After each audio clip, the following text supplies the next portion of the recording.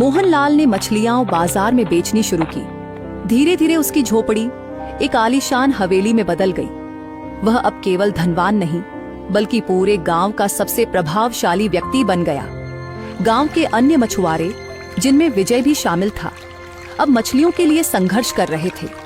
उनके जाल हमेशा खाली रहते। एक दिन विजय उदास होकर सभी मछुआरों से बोला, अरे भाई, ये तो बड़ी अजीब बात है। मोहनलाल का जाल हमेशा मछलियों से भरा रहता है और हमारे जाल में ससुरा एक भी मछली नहीं फंसती है। हाँ, तुम बिल्कुल सही कह रहे हो। अरे विजय भाई, मुझे तो ये कोई और ही चक्कर लग रहा है। अरे भाई, ऐसा कैसे संभव हो सकता है कि इस गांव में मोहनलाल के जाल को छोड़कर किसी और मछुआरे के जाल में एक भी मछली न फंसी हो?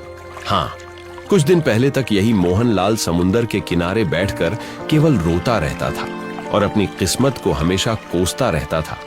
परंतु आज तो वह धनवान बन चुका है, मछली बेच बेच कर, जिसका तो हम अंदाजा भी नहीं लगा सकते कि कितना धनवान बन चुका है।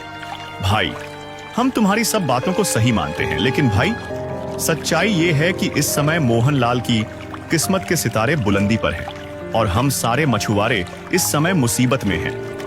अरे, हमारे घर में हमारी पत्नी और बच्चे भूख से बेहाल हो रहे हैं और हम करें भी तो क्या करें? हमें मछलियां पकड़ने के अलावा और कोई दूसरा काम भी तो नहीं आता है। क्यों? हाँ, तो फिर तुम ही बताओ विजय भाई, अब इस स्थिति में हम करें तो क्या करें? इस परिस्थिति में हमारे पास केवल एक ही रास्ता बचा है। तो सुनो, हम सभी मछुआरों को मोहनलाल के पास मदद मांगने के लिए जाना होगा और मुझे विश्वास है कि मोहनलाल इस कठिन परिस्थिति में हम मछुआरों की मदद जरूर करेगा। क्यों? हाँ हाँ, क्यों नहीं? अरे जरूर करेगा। एक मछुआरा ही दूसरे मछुआरे की परेशानी को समझ सकता है। सही कहा बीजू भैया। और फिर जिस परेशानी से आज हम सब जूझ रहे हैं, अरे भाई, कुछ समय पहले मोहनलाल भी तो इसी परेशानी से जूझ रहा था ना।